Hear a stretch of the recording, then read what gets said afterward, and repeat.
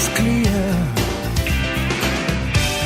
The rest just begins to fade by itself. It's a trick I learned, though it took so long.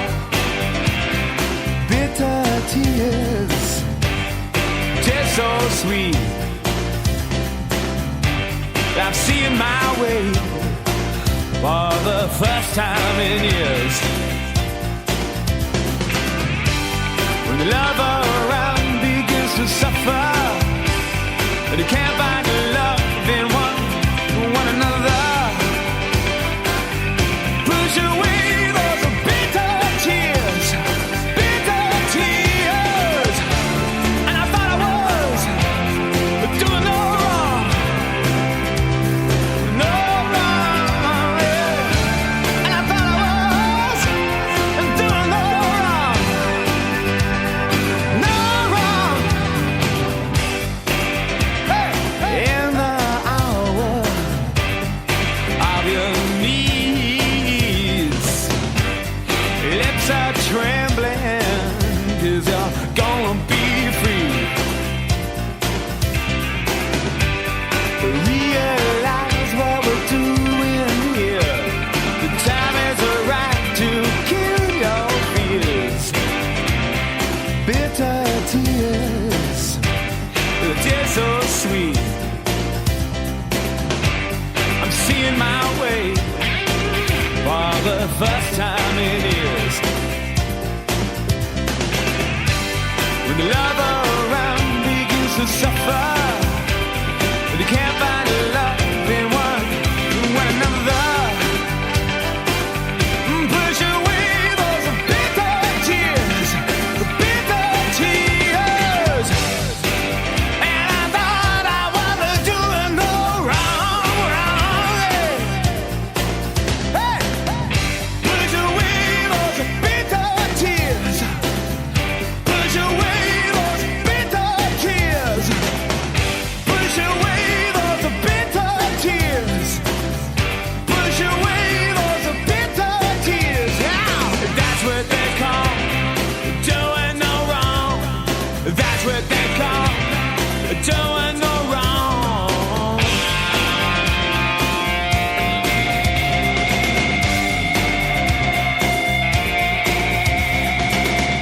Push away those bitter tears, yeah.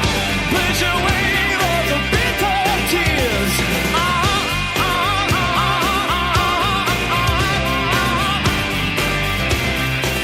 Push away those bitter tears.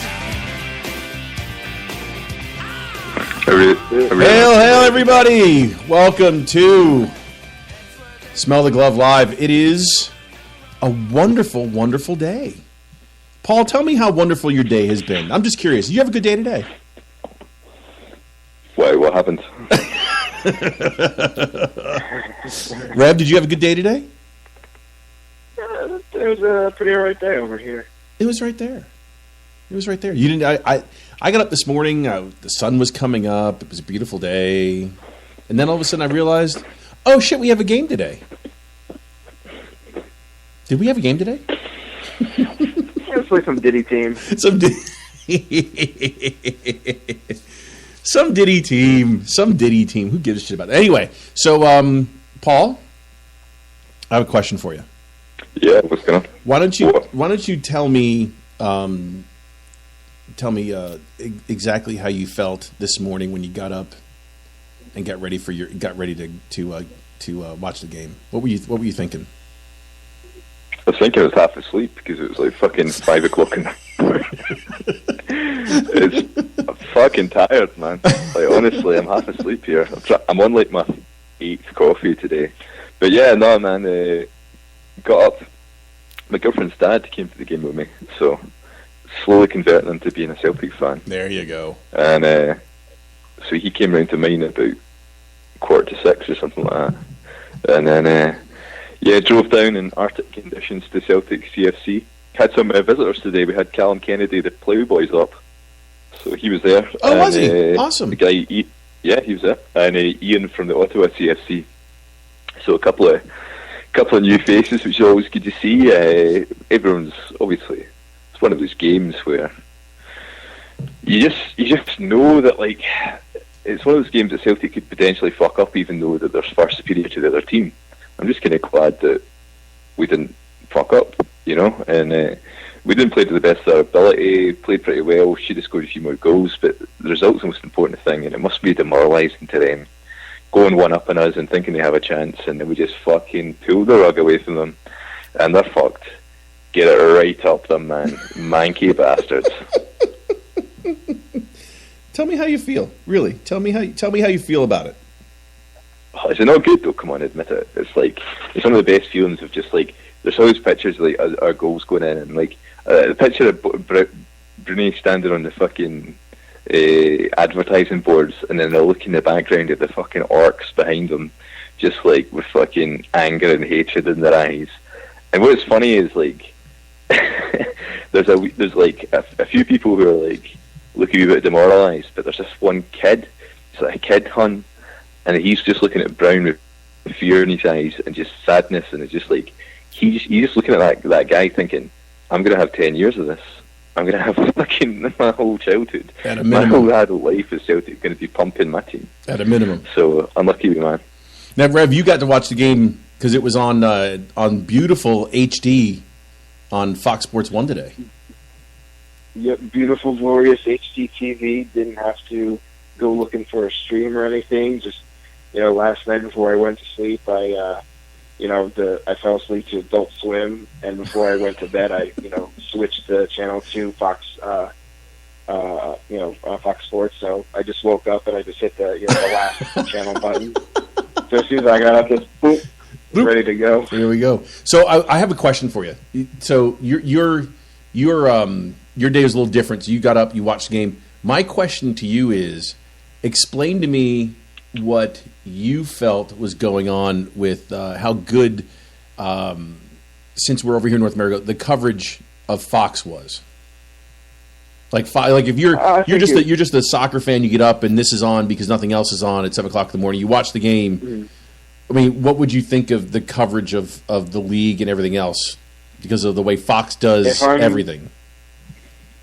If I'm just a regular, average Joe in America, I guess that's adequate, and they did a decent job. Like I turned it on like 10 after, so apparently they did like a bit of a pregame thing at 7:00.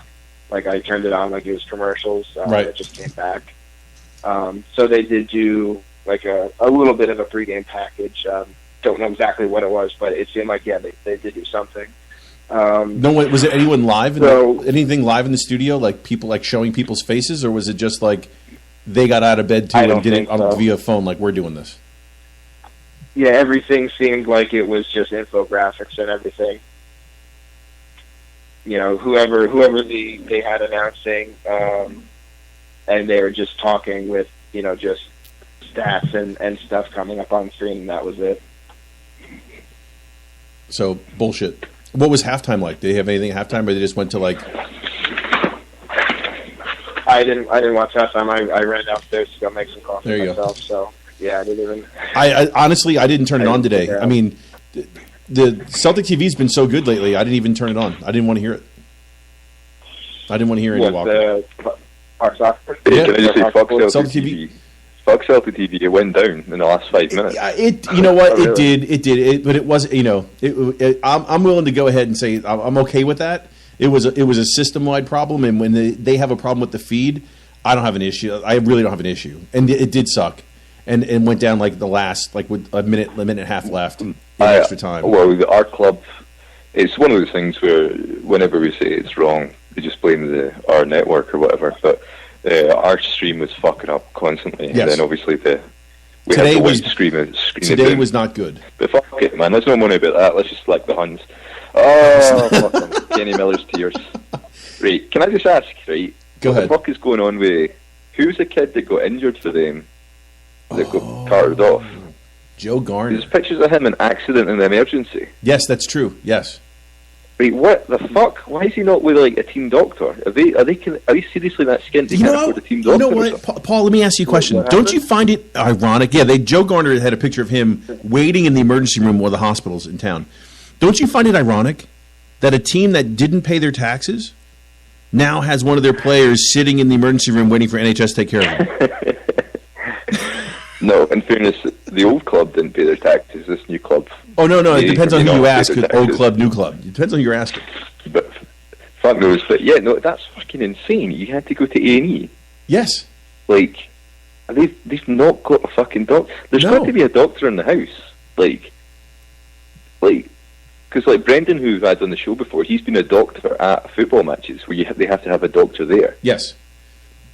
They've got to have a doctor on hand. Yeah, unless the only thing is if and this is the only time that he probably has never A, had a separated shoulder before, and B, there might have been an issue with what they call compromise with compromise of some of the soft tissue. If there was an issue that they felt that if they popped it back in the joint, they would trap a blood vessel, then they're not going to do it, and he's got to go to the emergency room to have that looked at, do an MR before they do anything. That's what the problem is. So, yeah, so that doesn't surprise you. That would mean he never had it before. It's a case of their skin. Yes, probably so. Probably so. Fuck it, let's just slag them for that anyway. But I thought it was really weird. I was like, what the hell is this all about? How did this happen? Why is this guy there? Yeah, I'm with you. It was really, really weird. But I found it really odd. I mean, those people that talk about same club, I mean, why is your guy there? I'm just curious. Fuck it, man. Anyway. So everyone have a good time watching it. Were you guys watching it at home? I watched it at home. Yeah, I watched it at home. Me and Max watched it today, so it was actually relatively innocuous today. So it was good. Fair enough. Yes, got up in the morning. I got invited up to go to the Scots Club, and I actually thought about it. Like, big game, big day today. But then I saw the kickoff time. It's like, yeah, no, it's not happening. I'm not doing it. Not doing it. So, what'd you think of the first goal we gave away, Paul? Before I start talking about that, I just want to say, Chris, where the fuck are you, man? You're saying you're too drunk to come on the show today? Is that what he said? We've all been up since fucking 6 a.m. Is that what he said? He didn't say that. He says he's too drunk to come on. No. I saw him on Facebook. He posted a thing of Bucky, and I'm just like, oh, that's why you're not answering your DMs right now. And then, lo and behold, 5 minutes later, he pops up on Twitter. Chris, man, come on, you're a Southern boy. You can do this. Oh, he says he doesn't have time. We've all been. I'm just back from McKibbin's, man. I'm fucking good. Celebrating, man. Yes, we need our yearly fix of Honey Boo Boo before the year ends. All right, man. Totally. But sorry, what was the question? So the goal we gave away. What was your initial thought? Like, oh fuck, or what did you think? No big deal. It's just like, it's just really pish defended. I think that we gave the ball away easily. Yeah. We kept on getting, Izagiri going forward was great today. Defensively, they kept on cutting us between the centre back and centre half. Sviachenko and Simonovic didn't look like they wanted any part of the ball in the first fucking 20 minutes. Yeah. Well, it's his giveaway that started the goal, Half-time, fucking, what's his name? Brendan Rodgers obviously just grabbed him by the scruff of the neck and just slapped him in the fucking face and said, get your act together.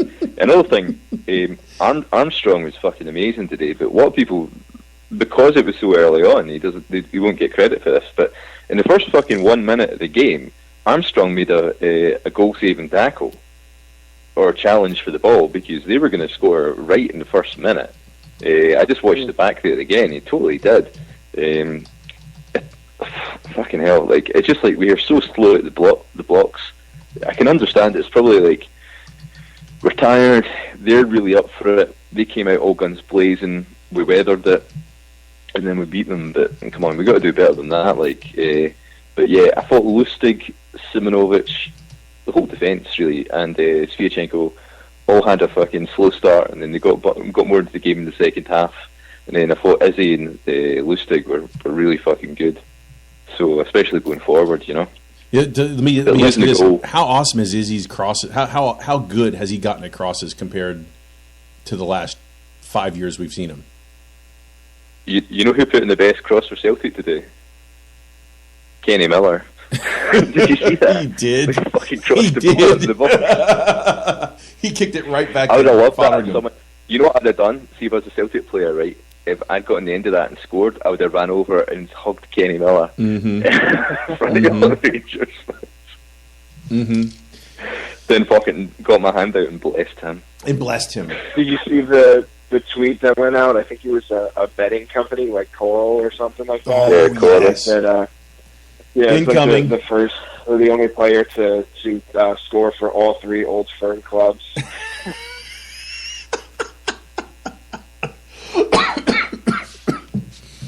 That was pretty good. Another thing, while we're talking about defence, we've got to talk about goalkeeper. I think over the last couple of months of the shows, we've been doing the kind of Gordon watch, where we've always been ones to kind of try and dispel the popular rumours or popular facts about football that just become fact for no apparent reason, like Gordon's pish. Where we've watched his performances week in, week out now, and we've been monitoring how good he's playing, etc., and looking for mistakes and looking to kind of give him criticism. This is another fucking phenomenal performance by Gordon. The saves he was making was brilliant. His positioning was great. He dealt with some really dodgy back passes from Simonovic at times. Yes. He was brilliant. Yes. He was really fucking good today. Yes. He was. I thought their goalkeeper was phenomenal as well. So credit to him. Fotheringham did do well today, yes. He made, what, 3 1v1s? I think he made Probably 3 more. 1v1s today. I don't mean just good saves. I mean literally 3 1v1s. Because I know he had Dembele alone, he had Sinclair alone, he had Armstrong alone. And Forrest. 1v1.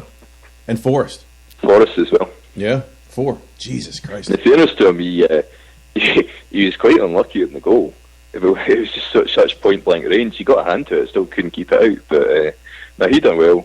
I thought, if we were being unbiased about it, which we're not, because we fucking hate the Huns, we would say that Mackay played well and Fotheringham played well, and the rest of the Rangers team, much of a muchness. There's not really a whole lot going on. I thought their boy Tavernier played well in the other game. I don't think he played very well today. Oh my God, he was pathetic today. Dear God. So, who was their right back? Who played right back for the Huns today? Fuck, I don't know. I don't even know. Do you know? I had no idea. Because Sinclair was fucking roasting him. No, Sinclair was Whole on game, completely outclassed him. It was like fucking. It was like watching a professional player play a schoolboy. It was it the guy that got from Hearts, Danny, whatever his name is? Danny Wilson, no, he's centre half, does he know? Oh, I don't know. You can make me look now. So they played 3 at the back, and then they played. Is it Tavernier that plays right back, or is he left back? Left wing back, sort of thing. Fuck knows. We're not very well informed in this show. No, I know. We like we've said the entire time, we are the least well prepared podcast in the world. That's Kiernan you're talking about, I think. Who? Kiernan. Kiernan. Didn't Wilson played. Wait, Rev, are you just making up that name to fuck? No, Kiernan, that's right. Kiernan's right now. Kiernan and Clint Hill played in the middle together. Okay. Like, I knew he was a defender, but I didn't know. Was it? Mackay was on the wing. Mackay, I'll tell you what, Mackay played well enough to go ahead and push today. he pushed down their left side today, and really he made it tough. They made it tough going for Lustig today, but they were able to handle him. But what about the goal? What do you think of Dembele's goal, Paul? My note on it, when I just basically watched back the Genki 67's highlights in it, and my note I wrote down on paper was, you might want to mark Dembele, because He was by I himself. think it's number 6, which I think is it Clint Hill? No, it's not. I don't know. Number He 6 drifts away. was from Wilson. him. Yeah, Wilson. They give him about fucking 4 yards, and he just rattles it in. Apparently he hit it on the volley. I didn't actually see if it was a volley or not, but someone posted that. And It was coming down. Yeah, it was off. Yeah, But coming down. It's a good finish. Like, he's taking it well. And what's weird about Dembele is that he scored yet another goal in an Old Firm game, and I don't think that's the most important thing he's done today. It's not his number one contribution. He was phenomenal in the last part of the game, of winning the ball and making space and holding the ball up, Yes. and movement and beating players, and just like it looked like every ball. There's balls that looked like a lost cause that he just got in the end of and latched onto them, then beat a man, then brought other guys into play. I just thought he just seemed to like wake up. He was fucking brilliant. Yeah. So, Paul, let me ask you. Is there anyone? Let me ask you this real quick before you go any further. Did you like that call? I mean, looking back now, I mean, hindsight's 20/20. But did you like that call compared to Griffiths in that situation? Well, I think we all said in the show last time we'd all picked Dembele because Griffiths is better off the bench. I thought Griffiths was gonna. I thought Griffiths would get a run out, but then the way that Dembele was playing in the final part of the game, I can understand why they kept him on. I thought he'd done really, really well. The boys turned into a real athlete. I think if you look at the 11 for Celtic today, I think everybody got pass marks. Was there anyone you pick out that wouldn't, or McGregor for me? He had a McGregor was one of the quieter ones. He had a really, really good chance to go 1-0 at the very beginning, and just basically on his favored left foot, it hit the ball almost out of the stadium. I mean, that ball maybe just come down. But after that, I mean, Sviatchenko, has to learn, really, really has to learn. How can I put this? Sviatchenko has to learn how to keep his concentration all the time. I'm not saying he's nowhere near FA, but what I'm saying, but he's prone to one or two oh shit moments in a game. But his defending is good enough to make up for some of them. You see what I mean? Today, that goal we gave away, that's his slack pass out of the back, and that's the two of them. They're kind of different, Sviatchenko and Simonovic, where Sviatchenko gets into trouble and he tries to pass his way out of it, and Simonovic just goes fuck this and puts into like rosette whenever he gets it. But I don't know. I mean, what did I don't know. Rev, what'd you think? Who was your downside? Yeah. Well, can I ask you about someone? What did you think of Brown, Rev? Ooh. I think he was kind of, I don't want to say like vintage Bruni, but I mean, he was, but the middle, I'd say the middle of the midfield was in the first half lacking. But everyone was kind of lacking, especially in the beginning of the game. You can't really pick out one person and be like, you are the reason why, why we had a sluggish start. Everyone was off. I don't know if it was, the weather, if it was raining and winding, and that was, just the reason why everyone was a little off, or just weathering the storm, figuratively from them. But I think Bruni did all right. I don't think he did poorly. Did you want to kick him when he got the yellow card? Yeah, I was going to say, did you shit yourself when he got that yellow? Because I did. I mean, I didn't think I thought he, in that game, could he have gotten a straight red? Knowing what we know and how the game could have gone, yeah. But then how, knowing how the rest of the game could have gone for him, knowing that any, little breath he takes could be a second yellow card, yeah. But, that's him. I know to come to expect that from him, that he's going to get a yellow card. Especially in a game like that, he's going to do something and get a yellow card. He is. Well, let me ask you this, because I think obviously you touched there on just his basic play as a football player. But then what did you make of him as a leader? Because, I mean, I think his influence on the rest of the players is becoming invaluable. He really is someone that seems the rest of the team respect in that. And when Rangers went 1-0 up, the player who got injured, I totally forget his name. I'm not just doing this as a wind up that I can't remember Rangers players' names. I just can't mind the boy's name. Hun 1, Hun 2, Hun number 8. Generic Hun 4 went down on the stretcher, and I don't want to see players injured, man. As much as we give it all, why fuck it, blah blah blah. Right? The boy got stretchered off, and I assume that he's in some condition if he's getting stretchered off in an Old Firm game. But when that happened, Bruni was running about and grabbing everyone by the jersey and fucking barking at everybody, but not in a fucking, like, a browbeating way. He was, like, picking him up. geeing him up to be like, come on, we're in this, we're going to get in this. And it wasn't like a fucking Roy Keane fucking hairdryer treatment. I just thought that you could see the way he was communicating with players and just, like, leading by example. I think he's been self-acting. I mean, second most successful Celtic captain in history now. So you can't take anything away from the guy. That's the thing too. Like when he's having an off game, play wise, physically and everything like that, and not making passes and stuff like that and tackles, he makes up for it, as that leader, being charismatic and stuff.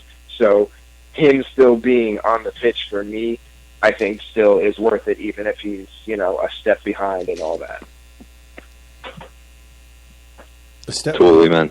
I mean, who'd you pick out as your three top players of the game then? Gordon, Sinclair probably for man of the match, I think, and maybe Armstrong. Or toss it between Armstrong and Dembele. What about you, Dr. J? Let's see. I would probably say for me, Armstrong number 1, Sinclair 2, Dembele 3. I think it's hard. I think there's, if you take away Gordon, because I think it's hard to compare a goalkeeper to outfield players. Break it down to the 4 of them: Dembele, Sinclair, Izagiri, and Armstrong. And I want to say Izagiri because going forward, I suppose you could probably say that. I thought when going forward he was unreal. I think you could probably say that he was slightly asleep on the goal, and there was one other case where they should have been flagged offside. Yep. They weren't, and then he didn't chase the player quick enough. Yep. So you could maybe try and eliminate him from the top 3 because of that, but I thought his influence was really, I mean, he was roasting them, but like Sinclair was just unplayable at times. He was skinning guys for fun. He was. He looked like, you know what it looked like when, I don't know if you've ever like played football. Like, I'm not very good at football, but if you ever play against people who are really shit at football, and then you start just taking the piss for fun, and then it's so easy that you actually end up making it more difficult for yourself just by like trying to fucking show off. Where I thought that's what it looked like. It looked like men against boys with fucking Sinclair today. We've talked about Dembele, slow start and then end of the game, holding up the ball in the last bit, and it's 10 out of 10. But to be honest, man, I think the toss-up for the player of the game is Armstrong and Sinclair. Yeah. And Armstrong, man, fucking hell. Like, he could have scored 3. I think you could probably, if you wanted to criticise him, you could say that his finishing wasn't good enough today. Because he hit 3 at the keeper. I think one of them was Foderingham threw his hand up and got a lucky save. Yes. But you know what? He hit one right at the goalkeeper. Okay. Yeah, right from almost from the penalty spot, yeah. His movement was fucking unreal today. The way he got up and down. And there's guys like there's guys on like Kerrydale Street like comparing him to like what type of player is he, and we're like, because we're kind of used to the Lambert and then the Petrov, and then it doesn't really quite fit. He's not quite a Petrov, he's not quite a Lambert, he's not quite this player or that player. And the person someone said was Frank Lampard, where Frank Lampard, as much of a dick he was, he's a phenomenal football player, but that kind of box to box, and he could play in the sitting role and could play more advanced. And I don't know, he's obviously not the quality of Frank Lampard, but he's so fucking efficient at the moment. His movement's uncanny. I think other people have touched on it. He looks like he doesn't play like a Scottish football player. He looks like fucking, like he's German. Like, you know what I mean? It's a weird thing to say, but he looks like a Bundesliga player. Isn't it crazy? The way he fucking runs about and he's beginning to get there, isn't he? His technical ability is really fucking developed, and you could tell he's an intelligent guy. I mean, obviously we've mentioned before he's got a legal degree. No, he's working towards it. Is he working towards it? Yeah, I don't know what the deal is there. Yeah, he's working towards it. Rodgers must get a guy like that and just be like rubbing his hands with glee, just being like, fuck it, this guy's got so much potential. Fucking great player. Well, that makes it easier when you're trying to find someone to go ahead and bring in. As far as that saves you 20, 30 million that you don't have to spend. Yeah. Well, I think like one thing that's going to be tough is that I remember when Gordon Strachan was there, and we were talking. People were shouting, "Oh, we need a centre half." And what happened was we had McManus and Caldwell at the time, and people were, "Oh, we need a centre half." The truth is that, like, okay, they were at a level. They were the weakest part of our team was that centre half pairing, but it was very difficult for Strachan within his budget to go out and buy a player who was actually infinitely better than Caldwell or McManus at that time, just due to the budget restraints. So he went out and bought Glenn Loovens, who was no better than either of them, just sat on the bench for a while and then worked his way in. Yeah. So, like, at the moment, if you're like, right, we need to... Where's the weakest point in our team? And you could probably say the sitting position beside Brown is probably the weakest point in our team at the moment. Okay, so Armstrong's playing there at the minute. How much are you going to have to spend to get a player better than Armstrong at the minute? And what market are you going to go to bring this magical player in? Yeah, try and build it. It's funny you say, he plays like a German player, because I'd say, like, yeah, you'd have to go to, like, Germany, because you couldn't afford an English player, or at least a player playing in England. So I would think, like, Germany, and not that they'd be a Bundesliga player would be any cheaper, really, but maybe you could catch, like, a mid-table or bottom, Bundesliga team, and almost like a forward at the moment. So technically today it was McGregor and Brown in those two positions. So you would replace McGregor, but then when Rogic comes back, you've got a situation where it's like, well, you've got Rogic, you've got Armstrong, you've got McGregor, and well, if you buy another top quality player, one of those three is going to play, which is an embarrassment of riches, But fucking get a good position to be in, man. Can't beat it. Okay. Oh, by the way, $1 to either one of you can tell me where Glenn Loovens is actually playing right now. I had to look it up because I didn't know. I didn't know he was still playing football. No, I'm not joking. I thought he was like 36 or something. Sheffield Wednesday. Really? Yeah, I had no idea. You made me look. And I was what like, are they? Are they That's championship or League One? No, he's in the championship. Okay. Yeah, because McGeevy's there and Hooper's there, they're not. I guess so. Oh. Hooper's at Sheffield Wednesday. That I do know. That is correct. I'm pretty sure McGeevy's there as well. Let me look. I don't know the answer to that. Let's see. They tied today with Preston West End. That's good for them, I guess, right? You know who is available on a free transfer? Who? Paddy McCourt. There'll be a riot if we ever sell him. You know that, right? Man. I want him to come to Montreal, man. I'm trying to start the campaign to bring Paddy McCourt to Montreal Impact. Just because, fuck it. He's obviously not good enough for Celtic, but he's an entertainer. You know what I mean? So get him in MLS while that time with the ball. Just watch him skin guys alive. Check this out. Here's Sheffield Wednesday. Ready? 20 flags a day. Kieran Westwood, Stephen Fletcher, Loovens, Hooper, Barry Bannon. Wow. But no. Wait. Did you see Stephen Fletcher playing for Stephen Fletcher Sheffield Wednesday? Yes. Oh, I'm surprised about that because Remy McSwain from Kerrydale Street said that he bought a house in Glasgow, therefore he must be playing for Celtic now. Because Remy McSwain's a fucking bellend. No, he's so I throw that in there. Looking right at it. Wow. Yeah. Fletcher. These are the Scotch guys. Fletcher, Liam Palmer, Ross Wallace, and Barry Bannon all play for Sheffield Wednesday. But as far Ross Wallace, another former Celtic player. So that's four Celtic players they've got in there. Yep. Yeah, it's funny. Hooper, Loovens. Who'd you also say?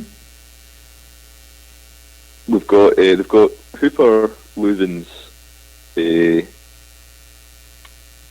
Ross Wallace, and who else did we say? Someone else. You said someone else. I don't think that McGeady. Is McGeady not there? No, McGeady's on this roster at this point in time. All right. Okay. Cool. Sorry, I thought it was. I don't know where he's at right now. He is at Preston North End. He was on the other side of the field today. Oh my God! Talk about going in the wrong direction. Okay, I'm going to ask you a question. And flip side of the coin, right? You're Mark Warburton. You trudge back into the fucking hovel of a changing room at Scumbrocks with those fucking tools you call football players in front of you. You look around the room. You've got to give a team talk to finish the game. What do you say to the rest of your players? That's a good question. Better luck next year. We are the people. We are. Has anybody seen my magic hat? Has anyone seen my magic hat?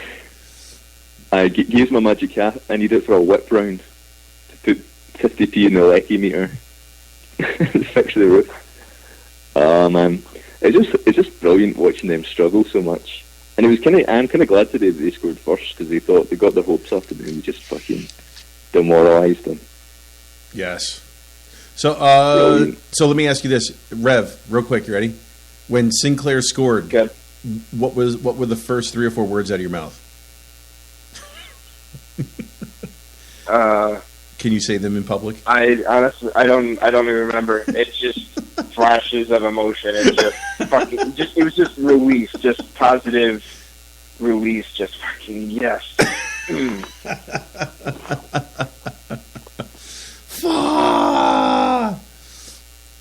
Yeah, I mean, let's see, Paul. You were with the Montreal CSC. Yeah. And were they excited when that goal went in? Everybody went mental, and I just kind of stood up and just like breathed a sigh of relief. It was a relief thing that goal going in because it looked like. I remember during the game, I was just like, "This is one of those games where we're all over them, and somehow they steal a point off us." I just thought we were going to fuck it up at that point. It was probably about 10 minutes afterwards that I thought we were going to win it, but in fairness to the Huns, they hit the post with Kenny Miller. Oh, I was going to ask you that. Again. Yeah. Yeah. Kenny Miller hit the post. But yeah. But you know what's brilliant about this whole thing is just knowing that it's just like they're just having the worst time in the world right now and don't want to party and don't want to go out because their team's utter pish. And I couldn't be happier that that's the case. So everyone's got their Hun mates today. Not that I want to like dwell on like negativity or anything like that, but like, did you guys at any point think like we were gonna get a draw, or like did you think like, oh, like what's gonna happen if we get a draw? Like when Miller was alone, far none, this is a win. When Miller showed up on the left hand side, on to the right hand side of Gordon all alone, that was like, oh fuck. Mm-hmm. Mm-hmm.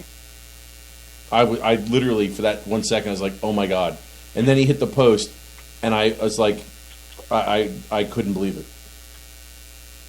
honestly. You know what? We had a big counter attack off that as well. I just thought, how brilliant would it be that they run up and hit the post, and we've run up the other end and scored directly off them hitting the post? That would have been brilliant. But we're close, but we didn't get it off in time. But yeah, no, I don't know. Just it was one of those games in years past that we would have lost.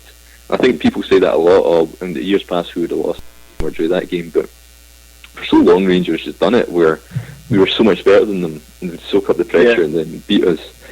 I think Martin O'Neill's team would have won that game. I think Strachan's teams would have lost that game, and Lennon's teams would have lost that game. Oh, and obviously Mowbray and Dyler, their teams would have lost it as well. I listen. I don't want to say anything because I think Ronnie's team definitely loses that game. So yeah, I'm with you there. Let me ask you this. So when the game goes to the end, Did you think like they were? Did you really think there were 4 minutes of added extra time? So there was like what 5 minutes or 6 minutes in the first half. 6. 6, yeah. Mental. I thought there was going to be at least 5 in the second. I thought they were going to go. Oh well, you can just go ahead and take as much until they score. Yeah. But that leads me. Good. How many substitutions were there? It was like 6 subs. No, only 5. We only had 2 subs. They had all 3. But one of them actually only 2 and only 4 in the second half because they used Garner in the first half. So I don't know where they came up with 4 minutes. I think like the way we were playing in the last 5-10 minutes, it's just like they ran out of steam. Like we just kept on getting corners, and then Dembele and Paddy Roberts taking into the corner and just taking the piss. So there's another person we should talk about, Paddy Roberts. What do you think of his impact in the game? Immediate, pretty much. He did good. I mean, do you think there's any difference? I'll put it this way: he came on and had a really decent impact. Do you think the game's any different with him instead of Forrest? Because Forrest, definitely. Cause I don't think Forrest really touched the ball that much. Do you? I mean, he didn't really nothing going on with him. He wasn't, but you know what? Like all the guys in the club I was at were like, "Oh, they should have had Robertson from the start." Forrest done nothing, and yeah, you're quite right. I think Forrest had a quiet game going forward, but he tracked back a lot, and he's covering their guy. Where Paddy Roberts does not defend at all, and that's no slighting the guy because he's not that type of player. He's just not built. He's not designed to be that type of player. Where we had a Lustig booked in that game for a horrible foul where he lost his man and had to drag the guy back.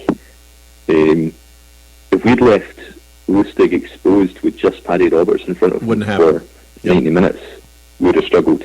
Whereas like in this game, Forrest went on, he ran up and down, ran them tired. He did. Got them, tired them out, defended, and went forward. He got into the game after about 30 minutes, probably about that. Yep. And then we brought on Paddy Roberts at the end to take the piss. I thought it was brilliant. I thought it was exactly what we should have done. Now, Paul, and Brendan Rodgers absolutely nailed it. Paul, I want to flash you back 10 months ago. Do you ever think you would have said that about James Forrest? Would you have said it about Stuart Armstrong? Yes, before I would have said that about James Forrest. I would say that. Right, yeah. I would say that about Armstrong because he did it at Dundee United in the middle of the field. But I would never would have said that about James Forrest because for years we've always been saying all he does is throw himself on the ground and cry like a little girl.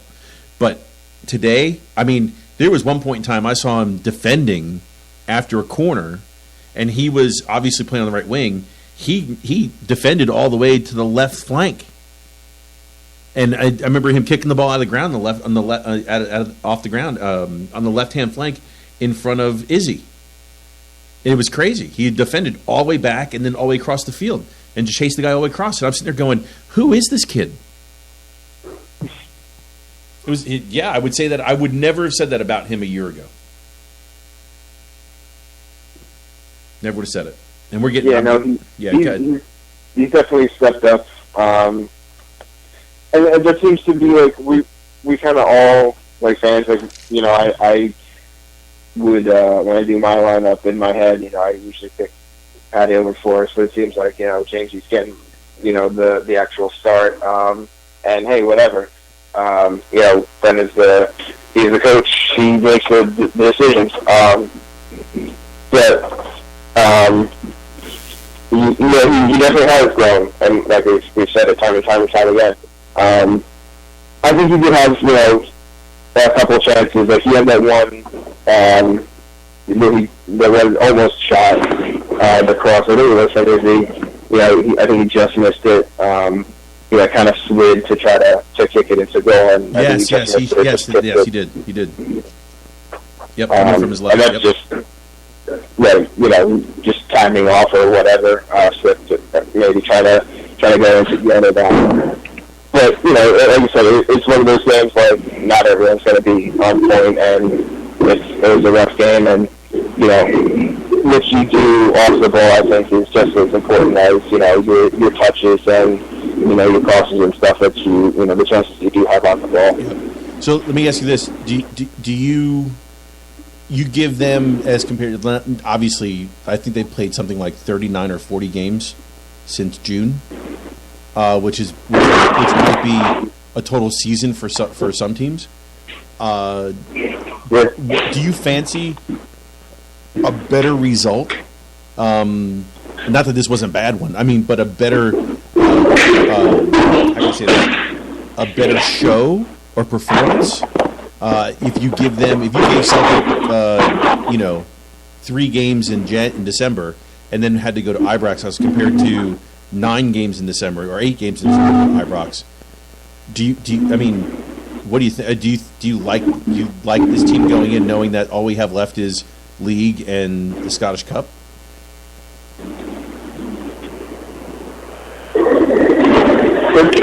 It's kind of tough because their fitness seems up. They didn't seem tired. They didn't seem winded or anything like that. They were up for it the whole game. It's just the only thing that seemed lacking was finishing. And it's not like it's the beginning of the season where it's just like, oh, just give them, they're just not, in form right now. Give them a couple months and, they'll get in form. So that's kind of weird where it's just like, why is the finish off? Is it off because they are a little tired, yet their fitness is good? Like, that's a weird, it doesn't really match up for me. Paul, you think a lot of games can dull them and they'll be sharper when they get 2 weeks off? Yeah, I think so. I think the media's been going on about a slump, but I think I mentioned it. I was going to ask you about it. I don't think they're firing in all cylinders. I don't think they're as sharp as it could be. And I think it's because of the fixture build-up, and we just beat our supposed rivals, and then we've got a big win break to go recuperate, rebuild, and to build on a platform of a fucking 19-point lead or whatever it is. And you still, don't forget, Paul, you still get Kieran Tierney back next month. Exactly. Great player coming back in there as well. And Ezekie's been very fresh year seeing Ezeki. I think he's been really good for us. But I can't stay on too long today. Obviously, hoping we're not going to bore anyone to tears. But just wanted to get on to slag off the Huns and GLOAT. But one thing is just moving slightly away from the game for a minute. It's one question. It's obviously transfer window opens up tomorrow. Got a month. Do you think that Dermot Desmond sitting there watching the 19 points ahead or whatever it is, game in hand, light years ahead of them, but out of Europe, do you really think he's going to put his hand in his pocket and be like, do you think it's a case of, we're so far ahead we don't need to invest, or it's a case of, I've brought Brendan Rodgers this year, I've made him promises, I'm going to further invest in the team to make sure we get into Europe next year? What do you think is going to happen? Do you think we're going to be disappointed in the transfer window, or do you think there's going to be some investment? That is the question. Rev, what do you think? Yeah, that's a $1 million question. That could go completely 2 different directions. It's either going to be, he's going to keep up and we're going to keep the hype train, the Brendan train going, or it's going to be, we're good. We can rest on our laurels for now.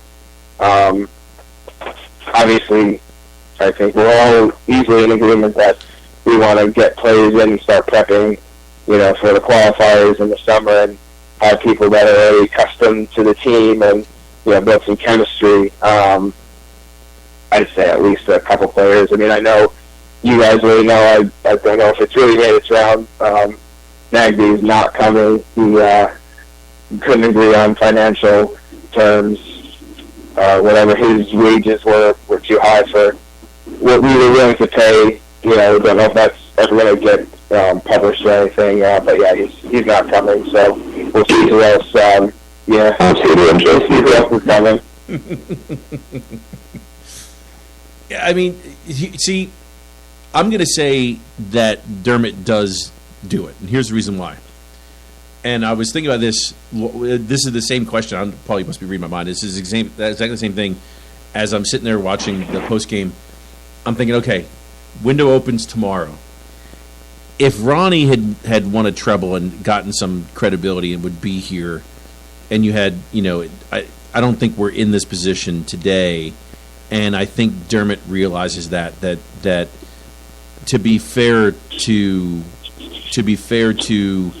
the situation, I think we all have to realize that this is seriously some borrowed time that we're working on. I don't think Brendan's going to be around all that. I don't think he's going to be around 4 or 5 years. I don't think DeBelli's going to be around that much. I think Sinclair's going to resurrect his career and go on at the end of a year and a half, 2 years, something like that. And Armstrong, the way he's playing. I mean, you're looking at all this going on. I really do believe because of that. And you can go ahead and really, really bank another $30 million. I think with the money we've got now, I think from the understanding of the agreements that he's given Brendan of investment, I think he does. I think he goes out and gets 1 or 2 people.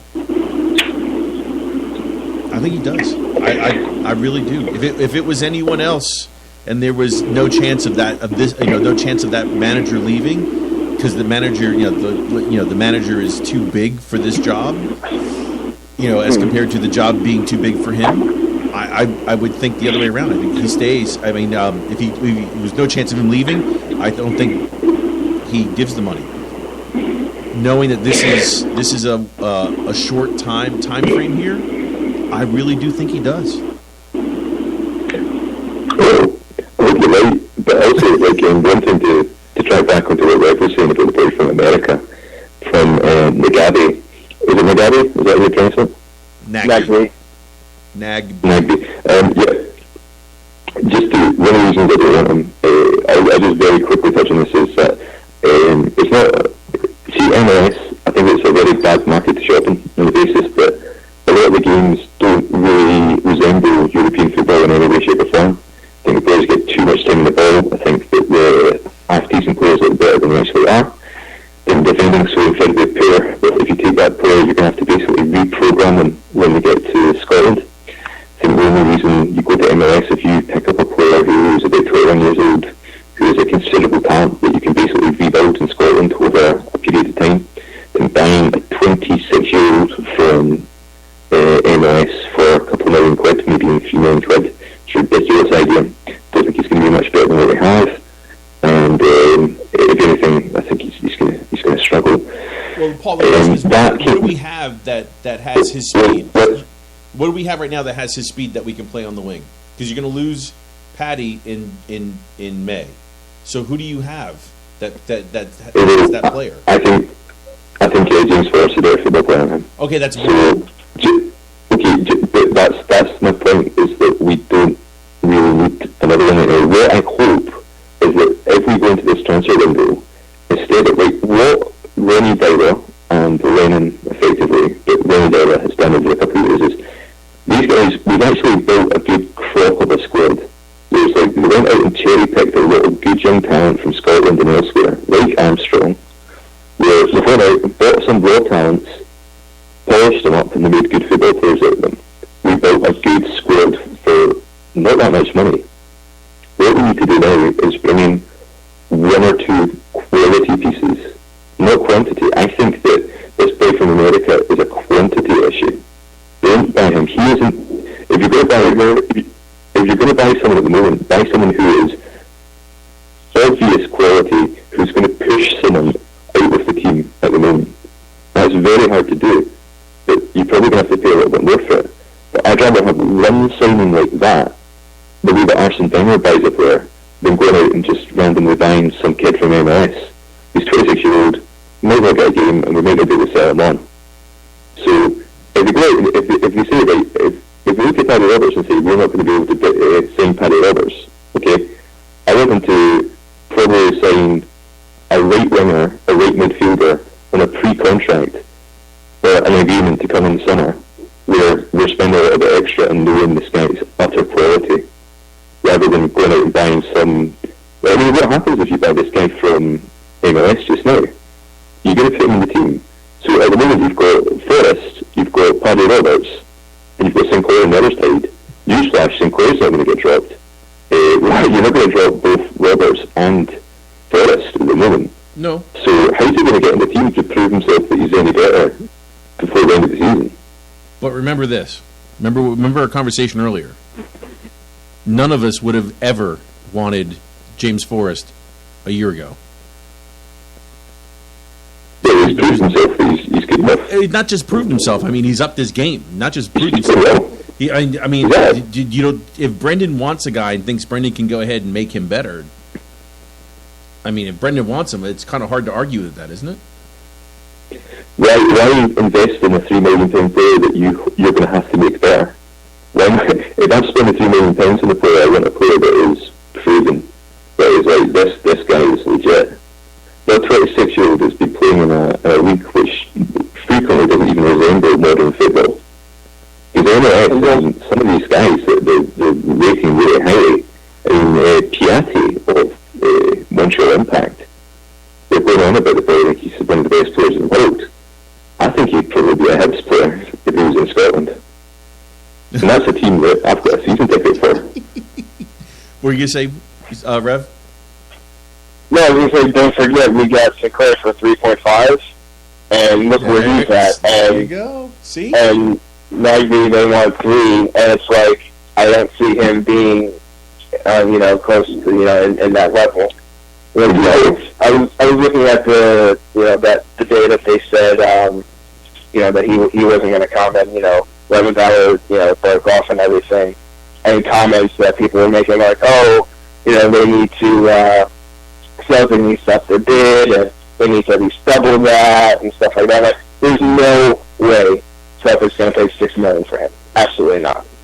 For 26-year-old who's never played outside of anything that resembles a proper football league. That's not it. And like I said something on Twitter, and people are like coming after me, and it's like, oh, if they want him, they're going to have to pay that. I'm like, well, they're not paying that, so guess what? He's going to stay in Portland. Paul, you moved me over to your side. I will agree with you.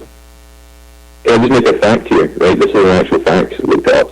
His wage at the moment is $9,250 a week.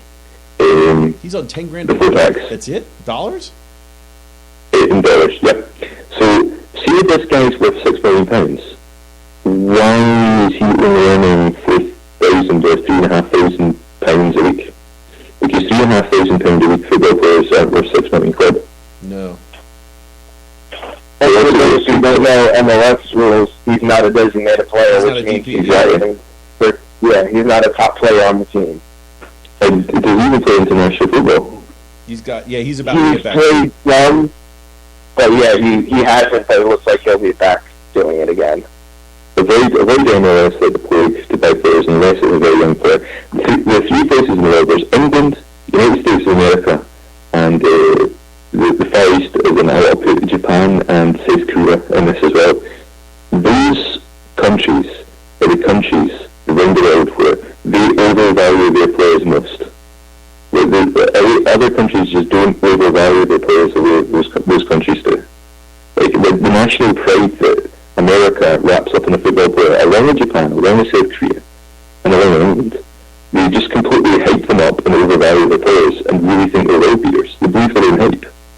Whereas we take a player and we talk them down in Scotland. To be honest with you. That's funny So stuff. anyway. You got to run. I want to ask you real quick before you go. Yeah. The only thing going to stop us going forward are obviously the men in black, because I tell you what, how bad was Stephen McLean today? Pesh. We knew he was going to be Pesh. Oh, dear God, he's fucking horrible. He didn't stop us beating us though. No, he tried. How many times were you not offsides in the first half? Holy fuck. Well, so the Rangers, the linesman was out of position and Miller broke through and goal, and he was about 2.5 to maybe 4 yards offside. It's ridiculous. Really bad call. But fuck it. Pitiful. Absolutely pitiful. They're just, he's just horrible. It's just, dear God, I can't fucking stand him.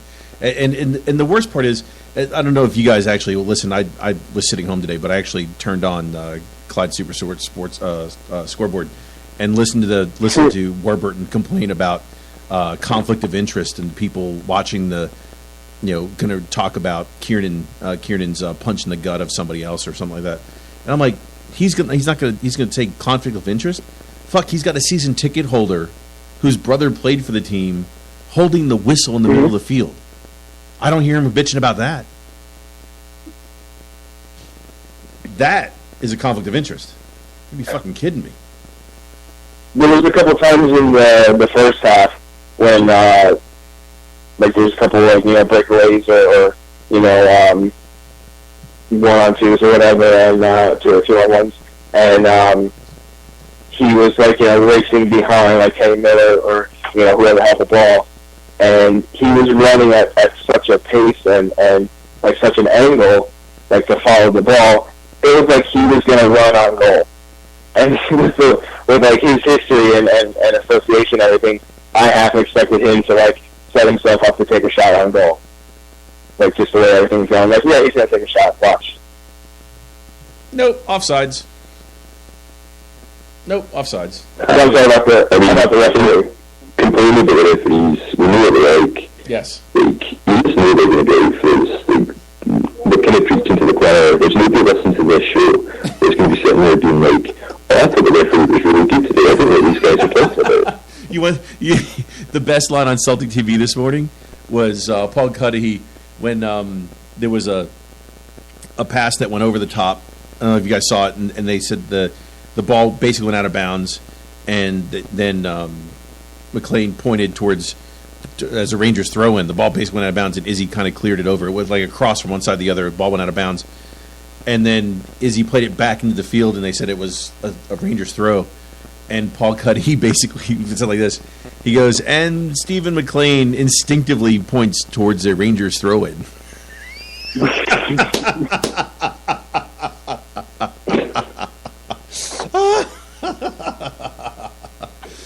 That was the quote of the day. That was really good. But anyway. No, the quote of the day is actually from Sean over about Celtic's baby daughter said Celtic today. So congrats to him. Sean Smith's baby daughter, one of her first words was Celtic. That's the quote of the day. That's a good one too. I'm afraid the father I when your daughter says Celtic. That's a beautiful thing. So we're in. It's college football day. We got a game going on right now. Another one later. Are you going to watch a little college football, Rev? No. I got my Giants tomorrow. The G-Men. Paul, you going to watch a little college football? I know you watch college football. I try what I can. I watched a little bit of Tennessee Volunteers play yesterday, but I've just never time. I'll maybe try and watch some highlights on YouTube later on. Yeah.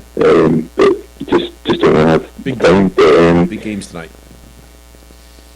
Clemson's playing tonight. Alabama's playing tonight. Maybe a rematch of last year's championship game. But little American football for you guys. NCAA chat.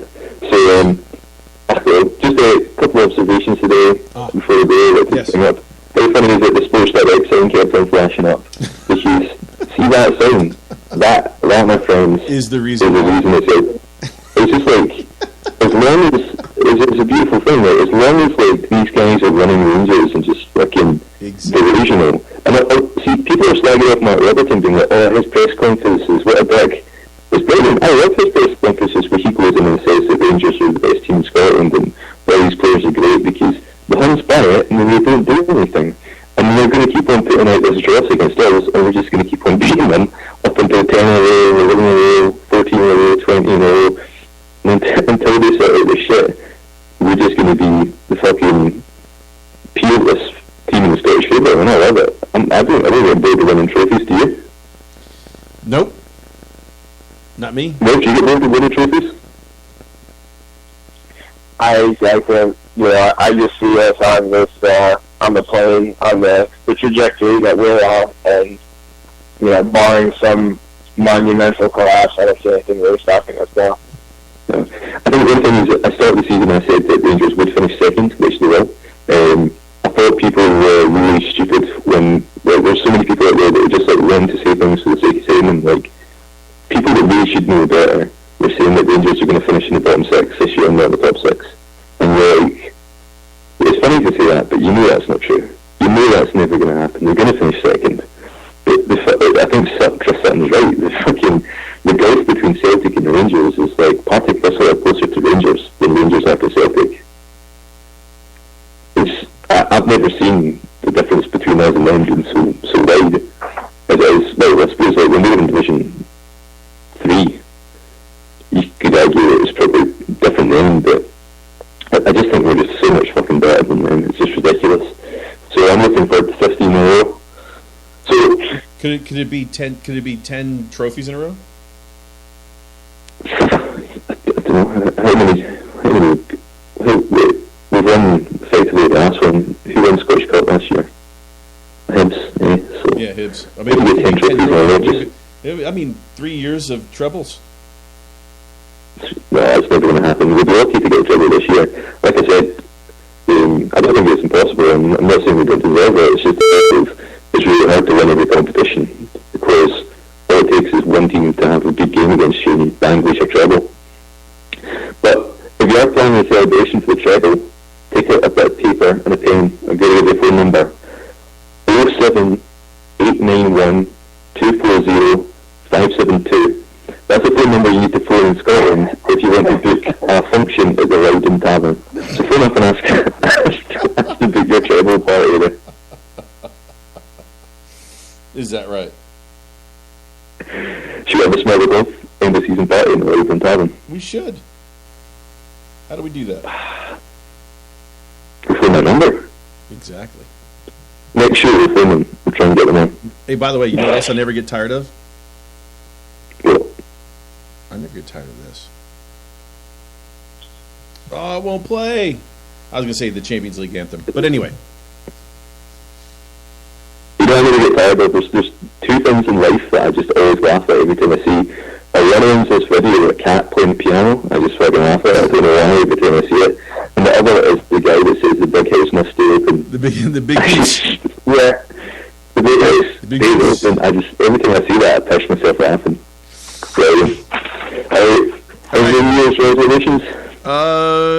There we go. I don't have any. No, I want 2016 over again. I want to go ahead and this was such a good year. I want more of whatever I got in 2017.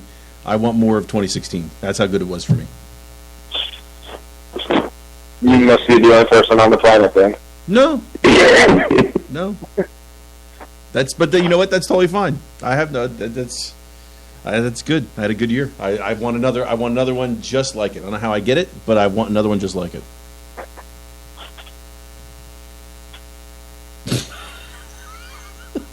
Here's a question. Here's a question. Right. Rev, okay, you can do 2016 again, and you get back Carrie Fisher and David Bowie, but Ronnie Taylor as Celtic manager. Can you do it? Ooh. Fuck no. Oh, man, that's... You're talking about people live here. That's rough. Talk about my I'll life. change You're it, gonna buddy. watch Ronnie? No way. I'll not ask Dr. J's question. I'll ask you it, Rev. Right, you get to do 2016 again, and Donald Trump's not president, but Ronnie Taylor's manager.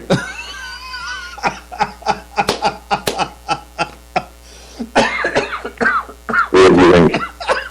You avoid Donald Trump ever becoming president of the United States of America. Or you have to deal with But Brendan Rodgers, but Brendan Rodgers never becomes Celtic manager. Oh. I mean, Let's been quiet. yeah, you're just keeping on what we already have. So, I mean, and you stick with what you know. That means no Moussa Dembele, no Scott Sinclair. No, that's what I mean. Like, you know, why mess with what you already have? Let's just leave things the way they are. You know, it's like, You know what, Paul? I never ever thought I would hear Rev that restrained about that conversation. That was like the best rock and hard place conversation I've ever heard in my life. I could just imagine it, right? Hillary Clinton organised the parade at the Rams, right? Hillary Clinton's first day in office. She goes to address the American public and goes, "My fellow Americans, my vice president Mubarak Picasso. Mubarak Picasso. Picasso comes out as vice president. I'm willing to take that as long as Ronnie Dial is not manager. I'm willing to take that. So you'd take. You're happy that Donald Trump's president as long as Brendan Rodgers is manager. I'm happy, but I just live with it. I guess maybe. Oh my god! Let's wrap this Why did you up, start off with this conversation? This is like the best part ever.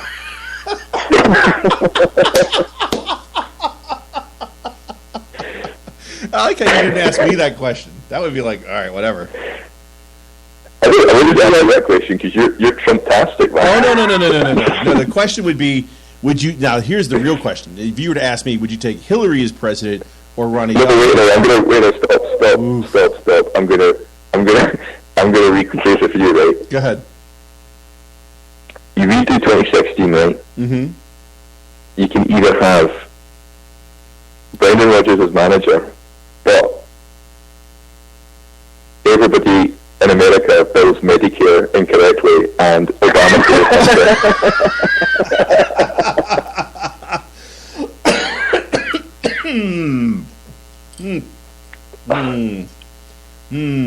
And everybody violates HIPAA.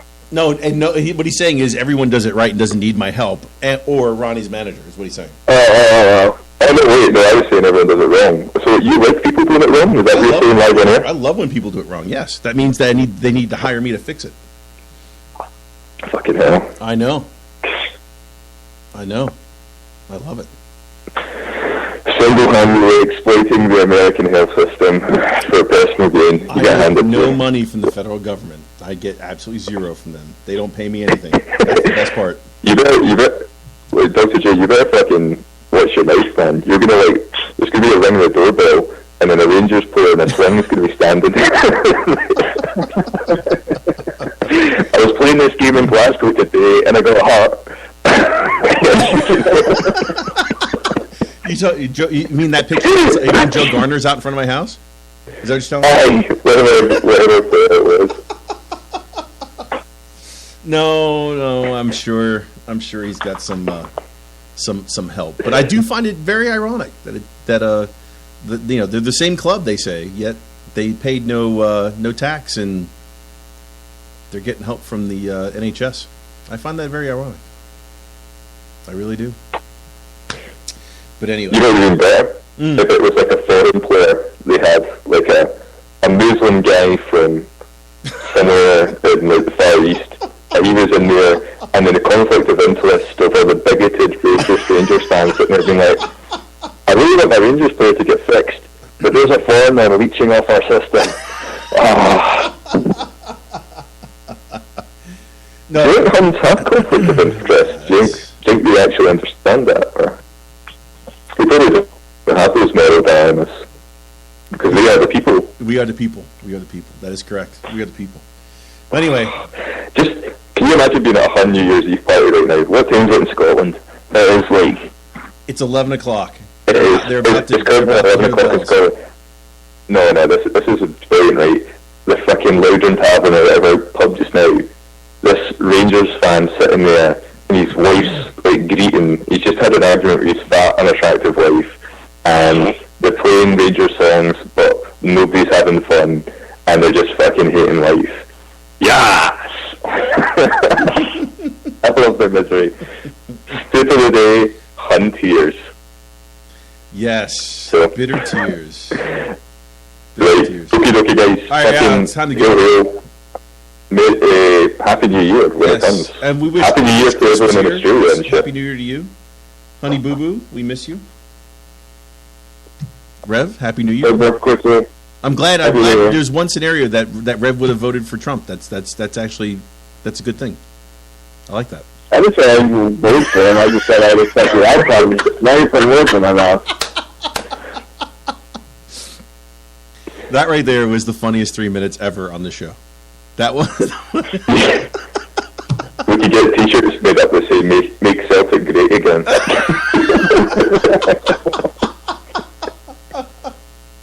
MCAG. Hashtag MCAG.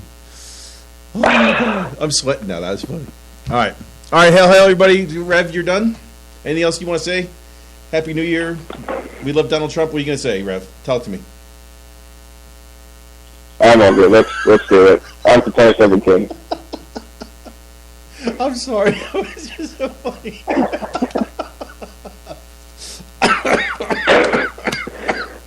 Oh, God. See you in 2017. Peace Yes. Hello, everybody.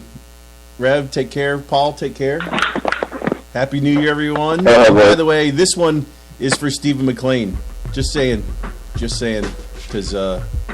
we know who you support, you bastard. Anyway, hello, everyone. Take care. Oh, my God. That.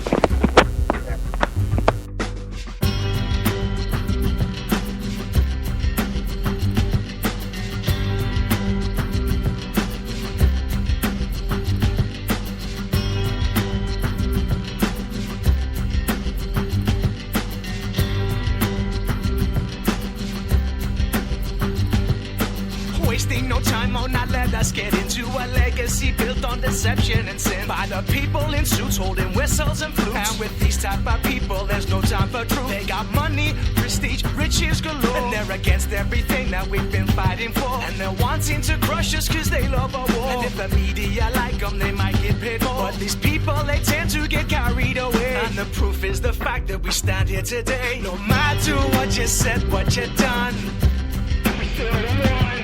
Thought you were the people and we were the scum. We still won. You had every advantage under the sun.